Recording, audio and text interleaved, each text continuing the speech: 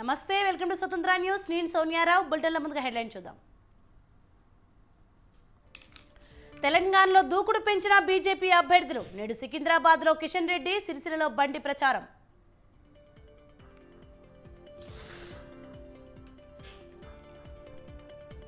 కాసేపట్లో చిన్నయ్యపాలెం నుంచి జగన్ బస్సు యాత్ర ప్రారంభం. నేడు విశాఖలోకి ప్రవేశించున్న మేమంతా సిద్ధం యాత్ర.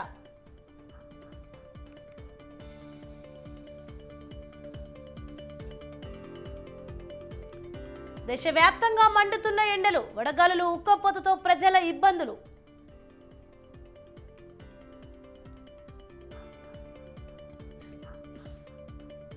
తిరుమలలో శ్రీవారి సాలకట్ల వసంతోత్సవాలు. నేటి నుంచి 3 రోజుల పాటు నిర్వహణ.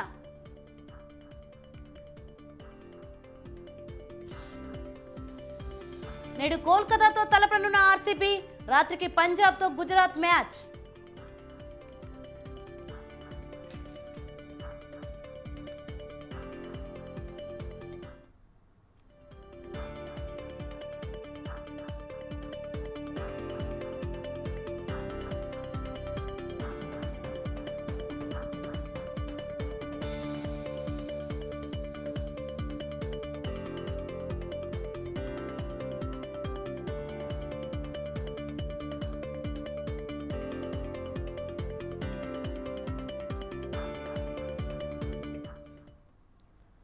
బ్రేకింగ్ న్యూస్ చూస్తున్నాం. ఎన్నికల నేపథ్యంలో నామినేషన్ల పర్వం ప్రారంభం కానుండడంతో అన్ని పార్టీల అభ్యర్థులు ముహూర్తాలు చూసుకొని నామినేషన్లు వేస్తున్నారు. ముఖ్యమంత్రి రేవంత్ రెడ్డి రేపు ఆదిలాబాద్ జిల్లా కేంద్రంలో పర్యటించనున్నారు. కాంగ్రెస్ ఎంపీ అభ్యర్థి ఆత్రం సుగుణ నామినేషన్ కార్యక్రమంలో పాల్గొంటున్నారు. అనంతరం డైట్ కళాశాలలో జరిగే బహిరంగ సభలో సీఎం రేవంత్ రెడ్డి పాల్గొని ప్రసంగిస్తారు.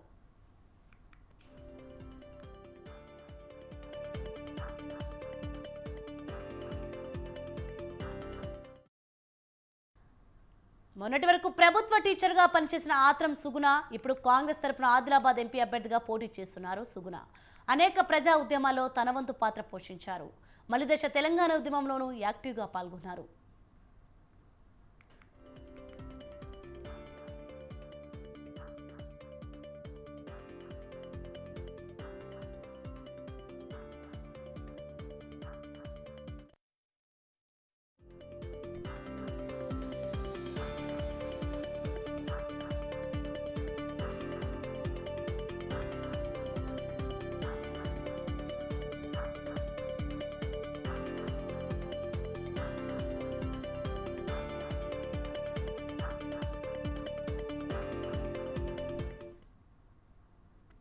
ఎలక్షన్ బ్రేకింగ్ న్యూస్ చూస్తున్నాం. ఆదిలాబాద్లో పోటీ చేసిన ప్రధాని పార్టీల అభ్యర్థుల నామినేషన్లు వేసేందుకు సిద్ధమవుతున్నారు.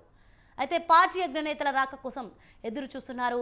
ఆదిలాబాద్ పార్లమెంట్ నియోజకవర్గం ఎస్టీ రిజర్వ్ స్థానం ఇక్కడి నుండి విజయం సాధించేందుకు ప్రధాన పార్టీలు కాంగ్రెస్, బీజేపీ, బీఆర్ఎస్ ప్రతిష్టాత్మకంగా తీసుకుంటున్నాయి. ఈ నెల 18 నుంచి ప్రారంభమైన నామపత్రాల స్వీకరణ ఈ నెల 25తో ముగియనుంది. మరో 5 రోజులు మిగిలినడంతో ఈ నెల 22, 23, 24 తేదీల్లో నామినేషన్లు వేయడంపై ప్రధాన పార్టీలు దృష్టి సారించాయి. కానీ నామినేషన్ల ఘట్టంలో పాల్గొనే ప్రధాన పార్టీల రాష్ట్ర జాతీయ నేతలు ఎవరు రానున్నారనేది ఉత్కంఠ రేపుతోంది.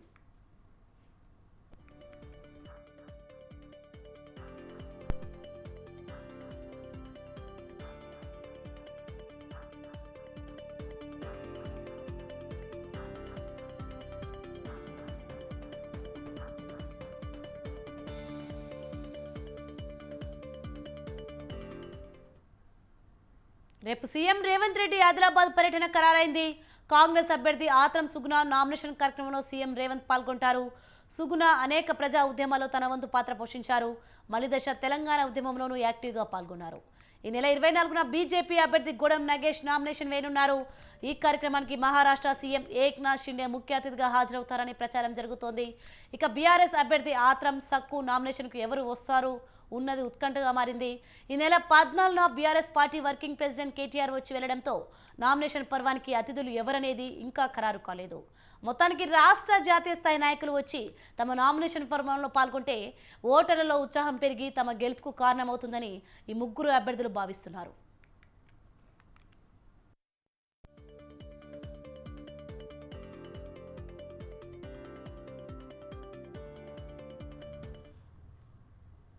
ఇదే అంశంపై మరింత సమాచారం మా ప్రతినిధి గణేష్ ఫోన్ లైన్లో అందిస్తారు.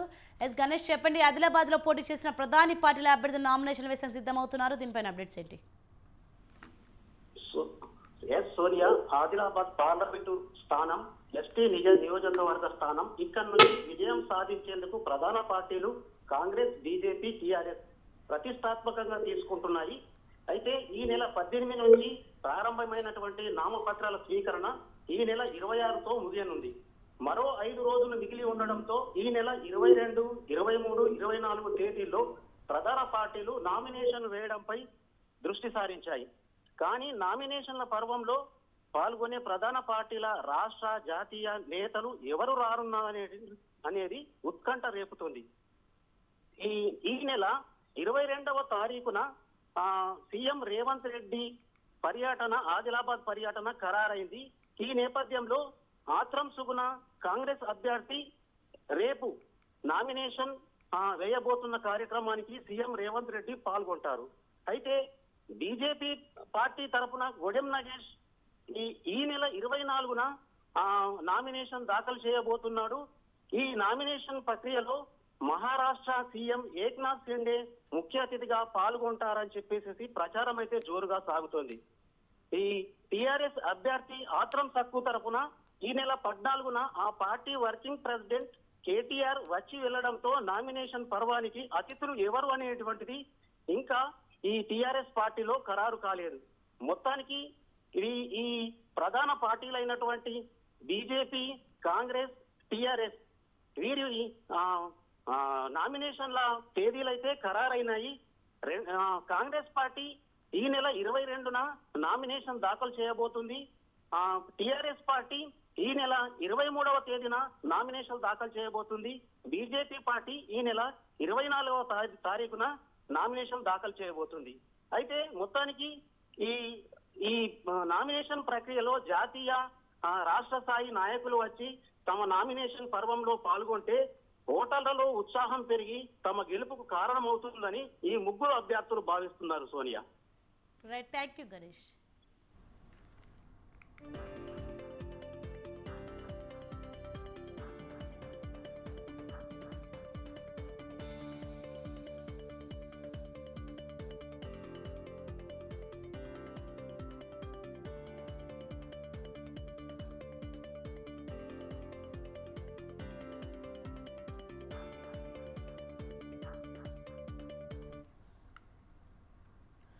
ముందుని నడిపించే నాయకులు లేక, దిశానిర్దేశం చేసే లీడర్ లేక అయోమయంలో పడ్డారు జన సైనికులు. కీలక నేతలందరినీ వైసీపీ తన్నుకుపోయేసరికి నాయకత్వలేమితో అంబేద్కర్ జిల్లాలో పార్టీ వెలవెలబోతోంది.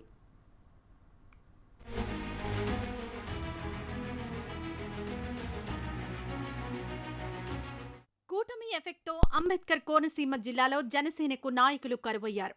టికెట్ రాలేదన్న కోపంతో ఆ పార్టీ కీలక నేతలంతా ప్రత్యర్థి పార్టీకి జంప్ అయ్యారు. దీంతో ఆయా నియోజకవర్గాల్లోని జన సైనికులు, వీర మహిళలు దిక్కులేని పక్షుల్లా మిగిలిపోయారు. దీంతో ఇన్ఛార్జీలు కావాలని హైకమాండ్తో మొరపెట్టుకుంటోంది క్యాడర్.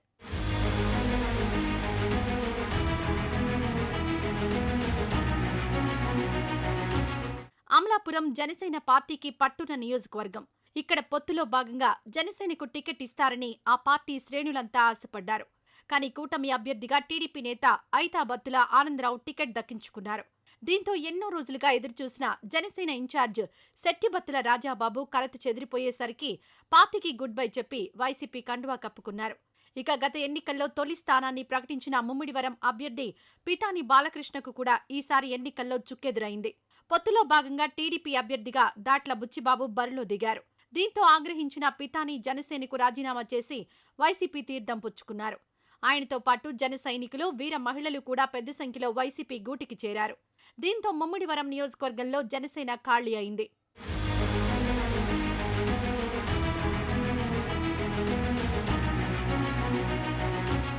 మండపేట నియోజకవర్గంలోనూ అదే పరిస్థితి. జనసేన టికెట్ ఆశించి భంగపడ్డారు ఆ పార్టీ నేత వేగుళ్ల లీలాకృష్ణ. గడిచిన 5 ఏళ్లు పార్టీ బలోపేతానికి ఎంతో కృషి చేసిన ఆయన నియోజకవర్గంలోనూ అనేక కార్యక్రమాలు చేపట్టారు. అలాంటి నాయకుడికి కూడా అధిష్టానం మొండి చేయి చూపించింది. దీంతో అలకబూనారు లీలాకృష్ణ. ఇక్కడ నుంచి టీడీపీ అభ్యర్థిగా వేగుళ్ల జోగేశ్వరరావు బరిలో నిలవగా జనసేన నుంచి పెద్దగా సహకారం లభించడం లేదని సమాచారం. ఇక రాజోలు నియోజకవర్గంలో జనసేనకు మంచి పట్టుంది. గత ఎన్నికల్లో జనసేన గెలిచిన ఏకైక స్థానం రాజోలు. అయితే అక్కడ గెలిచిన రాపాక వరప్రసాద్ వైసీపీలో చేరిపోయారు.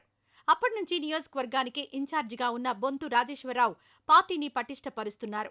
కానీ అనూహ్యంగా ఆ స్థానం నుంచి దేవవరప్రసాద్కి టికెట్ ఇచ్చారు.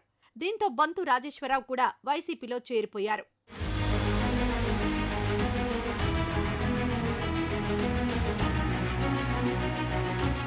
ఇక జిల్లాలో ఎంతో పేరున్న నియోజకవర్గం గన్నవరంలో కూడా జనసేన పార్టీకి ఇక్కట్లు తప్పడం లేదు. అక్కడ ఇన్ఛార్జిగా ఉన్న పావుల రాజేశ్వరిని కాదని హైదరాబాద్ నుంచి గిడ్డి సత్యనారాయణను అభ్యర్థిగా ప్రకటించారు.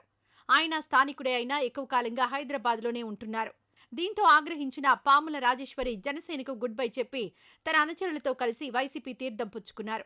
మరోవైపు కొత్తపేట నియోజకవర్గంలో అన్నదమ్ముల మధ్య పోటీ నెలకొంది. ఇక్కడ జనసేన అభ్యర్థిగా తాను పోటీ చేయడం ఖాయమని బండారు శ్రీనివాస్ భావించారు. అయితే అనుకున్నదొక్కటి అయింది ఒకటి అన్న చందంగా ఆయన అన్న తెలుగుదేశం అభ్యర్థి బండారు సత్యానందరావుకు టికెట్ దక్కింది. దీంతో శ్రీనివాస్ అధిష్టానంపై అలకబూనారు. జనసేన అధ్యక్షుడు పవన్ కళ్యాణ్ బుజ్జగించినా ఆయన దిగిరాలేదు. అందుకే తన అన్నకు ఏమాత్రం సహకరించడం లేదన్న టాక్ వినిపిస్తోంది. ఇక తాజాగా గత ఎన్నికల్లో అమలాపురం జనసేన ఎంపీ అభ్యర్థిగా పోటీ చేసిన డిఎంఆర్ శేఖర్కు కూడా ఈసారి టికెట్ దక్కలేదు. దీంతో ఆయన కూడా పార్టీకి రాజీనామా చేసి వైసీపీ కండువా కప్పుకున్నారు.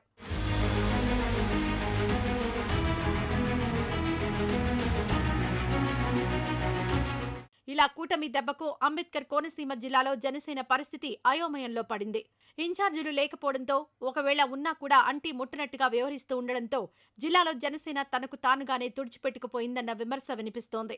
మరి ఇకనైనా హైకమాండ్ వెంటనే అప్రమత్తమై పార్టీ శ్రేణులు కోరుతున్నట్టు ఇన్ఛార్జీలను నియమిస్తుందా లేదా, నియమిస్తే ఎవరికి ఆ బాధ్యతలు అప్పగిస్తుంది అన్నది ప్రస్తుతం రాష్ట్ర రాజకీయాల్లో చర్చనీయాంశంగా మారింది.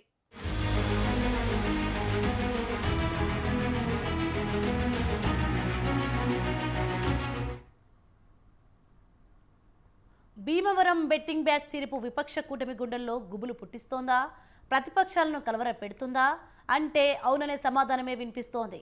జగన్ టార్గెట్గా అంతా ఒకటై పోరాడుతున్నా వారికి కాలం కలిసి వచ్చేలా లేదంటుంది ఈ బెట్టింగ్ బ్యాచ్. పొత్తులకు ముందు పొత్తులకు తర్వాత సీన్ మారిపోయిందని చెబుతోంది. మరి విపక్ష కూటమి వైసీపీ మధ్య హోరాహోరీగా సాగుతున్న ఏపీ ప్రజాక్షేత్ర పోర్లో నెగ్గేదెవరు, తగ్గేదెవరు, ఇంతకీ భీమవరం సర్వే చెప్తున్నదేంటి? Watch the story.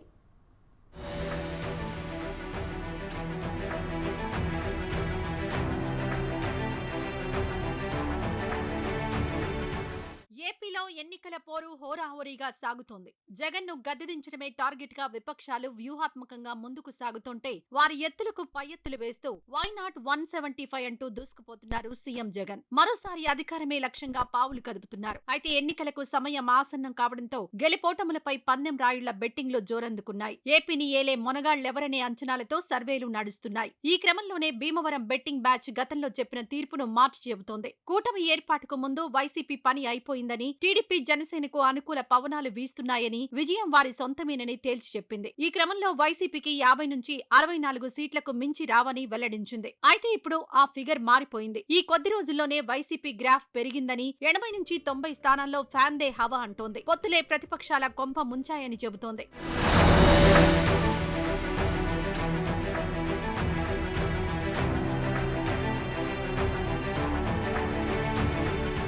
ప్రభుత్వ వ్యతిరేక ఓటును చీలనివ్వమని మొదట్నుంచి పవన్ కళ్యాణ్ కంకణం కట్టుకున్నారు. ఈ నేపథ్యంలోనే పొత్తుల ఏర్పాటులో పెద్దన్న పాత్ర పోషించారు. తాను అనుకున్నట్టుగానే టీడీపీ, జనసేన, బీజేపీలు ఉమ్మడిగా జగన్ పై ఎన్నికల కథన రంగంలో కాలు దువ్వుతున్నాయి. అయితే ఇవే పొత్తులు వారి కొంప ముంచుతున్నాయి, అసంతృప్తుల సెగలు రేపుతున్నాయి. ప్రత్యర్థికి చేయూతనిచ్చేందుకు, జగన్ విజయానికి తోడుగా నిలిచేందుకు కారణమవుతున్నాయి. అవును, ఏ పొత్తుతోనైతే జగన్ ను చిత్తు చేయాలనుకున్నారో అదే పొత్తు వ్యూహం ప్రతిపక్షాలకు బెడిసి కొడుతోంది. ఎందుకంటే పొత్తు ధర్మంలో భాగంగా త్యాగాలు చేయాల్సిన పరిస్థితి నెలకొంది. ఈ నేపథ్యంలోనే కొన్ని చోట్ల పార్టీ ముఖ్య నేతలకు సైతం మొండి చేయి చూపించాల్సి వచ్చింది. ఇన్నేళ్లు పార్టీని నమ్ముకుని ఆ జెండాని భుజాన మోసిన వారిని పక్కన పెట్టారు టీడీపీ, జనసేన అధినేతలు. దీంతో ఓ రేంజ్ లో టికెట్ కోసం నిరసన జ్వాలలు ఎగిసిపడ్డాయి. రోడ్డెక్కి ఆందోళనలు చేసినా పట్టించుకోని పరిస్థితి. దీంతో హైకమాండ్ తీరుపై రగిలిపోయిన నాయకులంతా ఆ పార్టీలకు గుడ్ బై చెప్పి జగన్ తో జతకట్టారు. ప్రత్యర్థి ఓటమికి పనిచేయాల్సిన లీడర్లు ఇప్పుడు అదే ప్రత్యర్థి పంచన చేరి మీ ఓటమి చూసే వరకు నిద్రపోమన్నంత కసిలో ఉన్నారు. ఇందుకు ఉదాహరణ ఉదాహరణ పోతిన మహేష్. ఆయనొక్కరే కాదు, అలా చాలా మంది నేతలు టికెట్ రాకపోవడంతో వైసీపీ శిబిరంలో చేరిపోయారు. దీంతో జగన్ బలం మునుపటి కంటే రెట్టింపైందంటున్నాయి రాజకీయ వర్గాలు.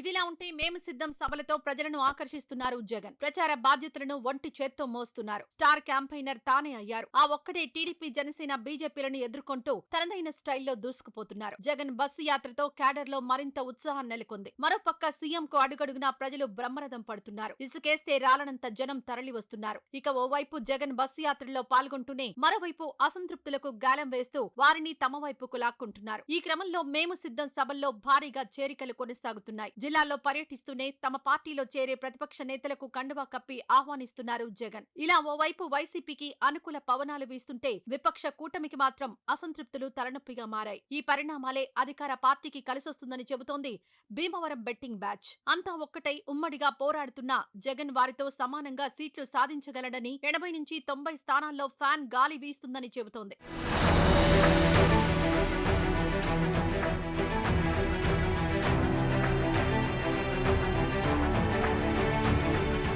మొత్తానికి పొత్తులతో జగన్ ను చిత్తు చేయవచ్చన్న వ్యూహం ప్రతిపక్ష కూటమికి బెడ్స్ కొడుతోంది. వారి గ్రాఫ్ తగ్గుతుంటే అధికార పార్టీ వైసీపీ గ్రాఫ్ మాత్రం పెరుగుతోంది. గతంలో 64 సీట్లు దాటవన్న అంచనా వేస్తే ఇప్పుడు ఆ సంఖ్య 90కి చేరింది. ఇక భీమవరం బెట్టింగ్ బ్యాచ్ చెప్పిందంటే ఆ లెక్కలు పక్కా అంటున్నాయి రాజకీయ వర్గాలు. మరి ఈ హోరాహోరీ పోరులో జగన్ గురిపెట్టినట్టు 175 సీట్లతో క్లీన్ స్వీప్ చేస్తారా? మళ్లీ అధికార పగ్గాలు చేపడతారా? లేదంటే వైసీపీని గద్దెదించడమే లక్ష్యంగా ఏర్పడిన విపక్ష కూటమి ప్రభుత్వాన్ని ఏర్పాటు చేస్తుందా? మొత్తానికి ఏం జరగనుంది అన్నది తేలాలంటే ఎన్నికల ప్రక్రియ పూర్తయ్యేంత వరకు వేచి చూడాల్సిందే.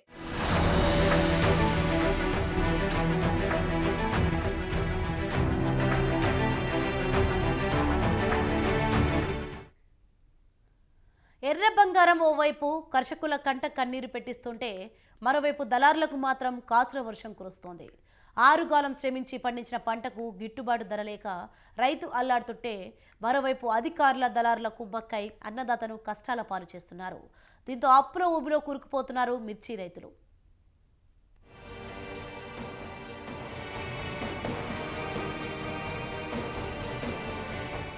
ఆరుగాలాలు ఎంతో శ్రమించి పండించిన పంటకు అన్నదాతకు సరైన గిట్టుబాటు ధర రాక మార్కెట్కి తీసుకొచ్చి అమ్ముదామంటే అడవి, కొందామంటే కొరివి అన్న సందనంగా ఏర్పడుతుంది. రైతులు ఎలా మోసపోతున్నారు, దళారులు ఎలా మోసం చేస్తున్నారో తెలుసుకునే ప్రయత్నం చేద్దాం స్వతంత్ర టీవీ నుండి.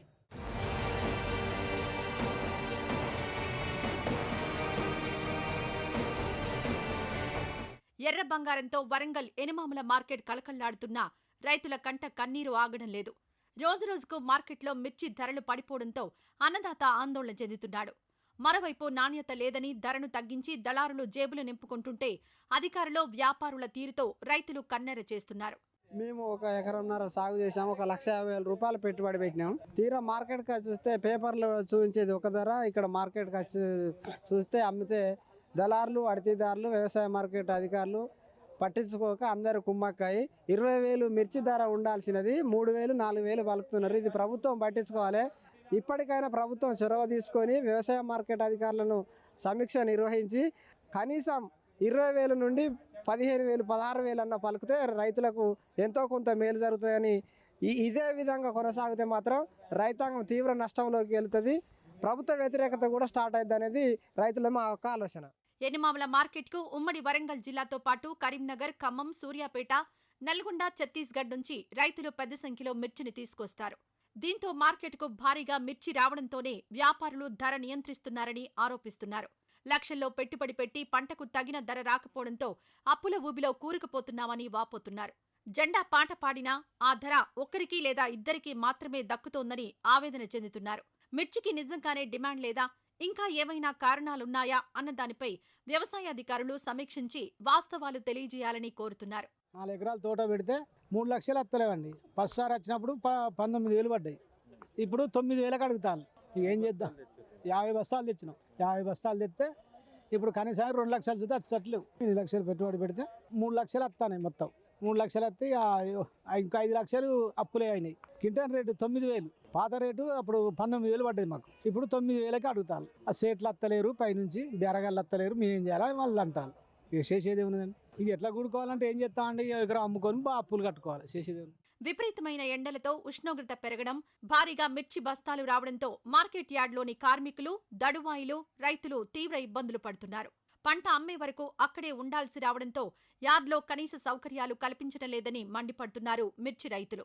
అలాగే యార్డ్ను శుభ్రంగా ఉంచాలని కోరుతున్నారు.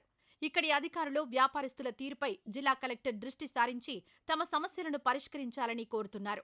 వరంగల్ ఎనమామల మార్కెట్ ఆసియాలోనే అతిపెద్ద మార్కెట్ ఇది. పోయినసారి నుంచి పోలిస్తే పోయినసారి 23,000 24,000 తేజాలకు ఉండే, ఈసారి 16,000 12,000 10,000 వాళ్ళు ఇష్టారాజ్యం చేస్తారు. ఖరీదారులు అంతా ఏకమై ఏకతాటిగా ఏంటంటే నువ్వు ఈ ధరకు ఈ ధరకు సేమ్ ఒకటే రేటుగా తీసుకోవాలని వాళ్ళు ఏంటంటే ఖరీదారులు వ్యాపారం చేస్తారు అన్నట్టు. మాకు గిట్టుబాటు అయితే లేదు. పోయినసారి 135,000 ఉండే, ఈసారి 6,000 7,000కు ఉంటారు. ఇవాళ 341 19,000 20,000 ఉండే, 5,000కు తీసుకుంటారు. ఏం చేయాలి రైతు, ఏం చేయాలి? ఏది ఏమైనా రైతు కన్నెర చేస్తే మానవ మనుగడే అసాధ్యం. కాబట్టి తక్షణమే రైతు సమస్యలపై ఉన్నతాధికారులు స్పందించాలని, దళారుల ఆట కట్టించాలని, నిర్లక్ష్యంగా వ్యవహరిస్తున్న అధికారులపై చర్యలు తీసుకోవాలని కోరుతున్నారు అన్నదాత ఆవేదన విన్న జనం. చూశారు కదా, రైతులు 6 కాలాలు శ్రమించి పండించిన పంటకు సరైన గిట్టుబాటు ధర రాక రైతులు ఎంతో ఆవేదన వ్యక్తం చేయడం జరుగుతుంది. రైతులు గత 4 రోజుల నుంచి పంటను తీసుకొచ్చిన మార్కెట్లో అమ్ముదామని తీసుకొచ్చిన పంటకు కూడా సరైన గిట్టుబాటు ధర రాక కొనేటోళ్ళు లేరు ఇక్కడ అని చెప్పడం జరుగుతుంది. ఇకనైనా మార్కెట్ అధికారులు తక్షణమే స్పందించి రైతులకు కానీ ఇటు కార్మికులకు కానీ సరైన వసతులు కూడా ఏర్పాటు చేయాలని చెప్పి కోరుకోవడం జరుగుతుంది. వరంగల్ ఎన్మాల మార్కెట్ నుండి కెమెరా పర్సన్ రాహుల్తో సుధాకర్, స్వతంత్ర టీవీ.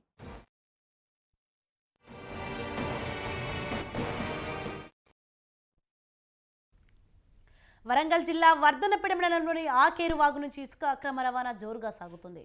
ఎలాంటి అనుమతులు లేకుండా పట్టపగల నిర్భయంగా ఇసుక అక్రమ రవాణా చేస్తున్నారు. రెవెన్యూ అధికారుల పర్యవేక్షణ, పోలీసుల నిఘా కొరవడి టన్నుల కొద్ది ఇసుక అక్రమంగా తరలిపోతుందని పలువురు ఆరోపిస్తున్నారు. అధికారుల అండదండలతోనే యథేచ్ఛగా ఇసుక అక్రమ రవాణా జరుగుతోందని ఆరోపణలు వినిపిస్తున్నాయి.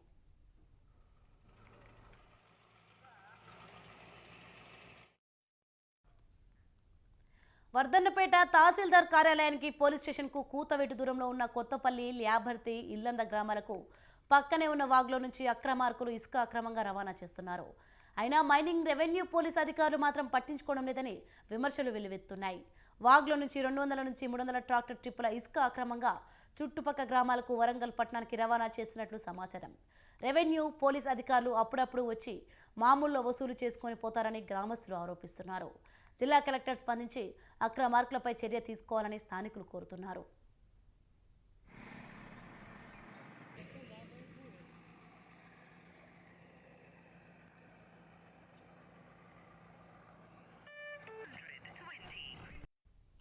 కేజ్రీవాల్ను చంపే కుట్ర జరుగుతుందా? బీజేపీ ఢిల్లీ ప్రభుత్వాన్ని కూల్చే ఎత్తుగడలో ఉందా? బెయిల్ కోసం సీఎం తినకూడదని తిలాగేంచేస్తున్నారా? ఇవే అంశాలు ఇప్పుడు ఢిల్లీలోనే కాదు, దేశ రాజకీయాల్లోనూ హాట్ టాపిక్గా మారాయి.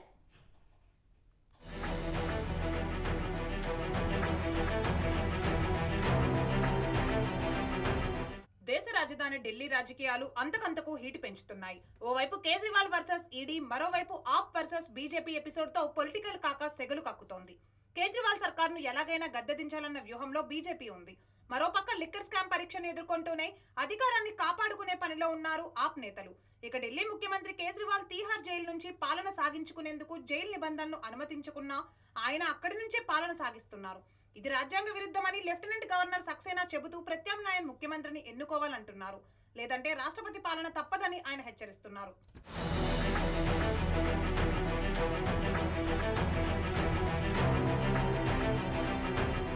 ఈ పరిణామాల మధ్య కేజ్రీవాల్ ను చంపే కుట్ర జరుగుతోందని ఆప్ నేతలు సంచలన వ్యాఖ్యలు చేశారు.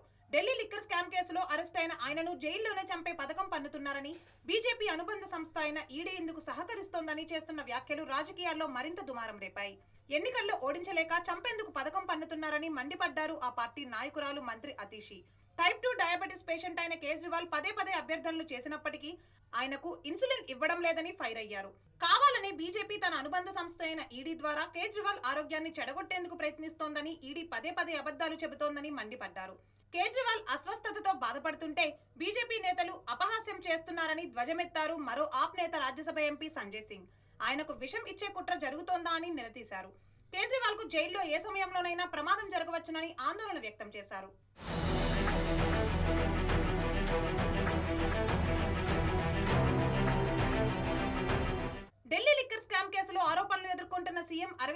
కేజ్రీవాల్ ను మార్చి 21న ఎన్ఫోర్స్మెంట్ డైరెక్టరేట్ అరెస్టు చేసింది. అయితే జైల్లో ఆయనకు షుగర్ లెవెల్స్ పెరుగుతున్నాయని, దీంతో తనకు ఇంజెక్షన్ ఇవ్వాల్సిందిగా కోర్టును కేజ్రీవాల్ కోరారు. అయితే దీన్ని వ్యతిరేకించిన ఈడీ విచారణ సందర్భంగా పలు ఆరోపణలు చేసింది. ఇంటి భోజనానికి అనుమతి ఉండడంతో మామిడి పండ్లు, స్వీట్లు తినేసి తద్వారా షుగర్ లెవెల్స్ పెంచుకొని ఆరోగ్యపరమైన కారణాలతో బెయిల్ పొందాలని ప్రయత్నిస్తున్నారని కోర్టుకు తెలిపింది. అయితే ఈడీ చేసిన ఈ ఆరోపణలపైనే ఆప్ నేతలు మండిపడుతున్నారు. మధుమేహ రోగులకు సిఫారసు చేసే కృత్రిమ చక్కెరలను మాత్రమే కేజ్రీవాల్ వాడుతున్నారని, డయాబెటిస్ పేషెంట్ కు షుగర్ స్థాయిలు ఎప్పుడైనా పడిపోవచ్చని, అందుకే అరటి పండ్లు, చాక్లెట్లు వంటివి దగ్గర పెట్టుకోవాలని వైద్యులే సలహా ఇస్తారని, దాన్ని కూడా ఈడీ తప్పుగా చిత్రీకరించి అసత్యాన్ని ప్రచారం చేస్తోందని మంత్రి అతీషి మండిపడ్డారు.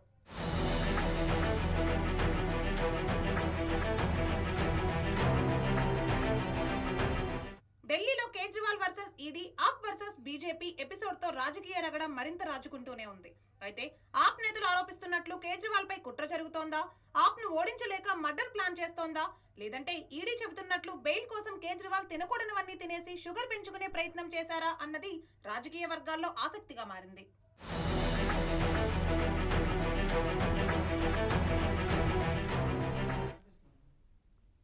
గత కొద్ది రోజులుగా పెరుగుతున్న బంగారం ధరలు ఇవాళ కాస్త ఊరటనిచ్చాయి. తులం బంగారం రేటు స్వల్పంగా దిగివచ్చింది. ఇక వెండి రేటు మాత్రం స్థిరంగా కొనసాగుతుంది. హైదరాబాద్ మార్కెట్ 22 క్యారెట్ల గోల్డ్ రేట్ తులానికి 100 రూపాయల మేర తగ్గింది. ప్రస్తుతం 10 గ్రాముల బంగారం ధర 68,050 పలుకుతోంది. ఇక 24 క్యారెట్ల బంగారం రేటు 10 గ్రాములకు 100 మేర తగ్గి ప్రస్తుతం 74,240 వద్ద ట్రేడింగ్ అవుతోంది. ఇక ఢిల్లీ మార్కెట్లో 22 క్యారెట్ల బంగారం రేటు 100 రూపాయలు తగ్గిన 68,050 వద్ద ఉంది. 24 క్యారెట్ల బంగారం రేటు 100 రూపాయలు తగ్గి తులం ధర 74,240 వద్ద ట్రేడ్ అవుతోంది.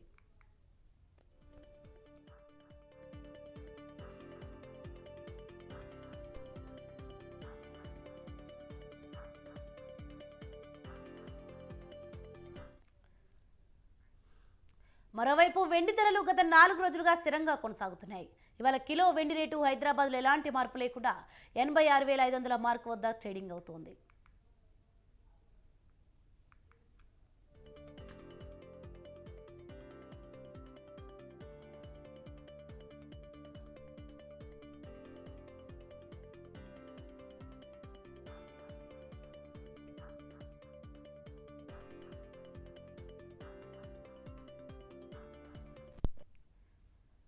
ఐపీఎల్ 2024 టోర్నమెంట్లో భాగంగా ఇవాళ 2 మ్యాచ్లు జరగనున్నాయి. మొదటి మ్యాచ్లో Kolkata night riders versus royal Challengers Bengaluru మధ్య కీలక మ్యాచ్ జరుగుతుంది.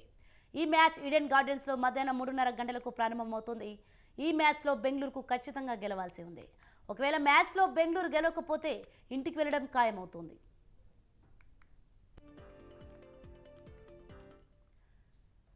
ఇక Punjab Kings versus Gujarat Titans మధ్య రాత్రి 7:30 గంటలకు మ్యాచ్ జరగనుంది.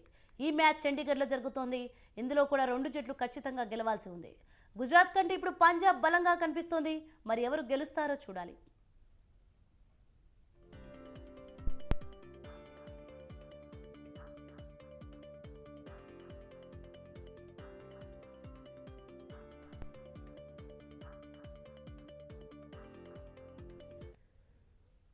SKV Bulletin updates. For more updates, keep watching Swatandhra News.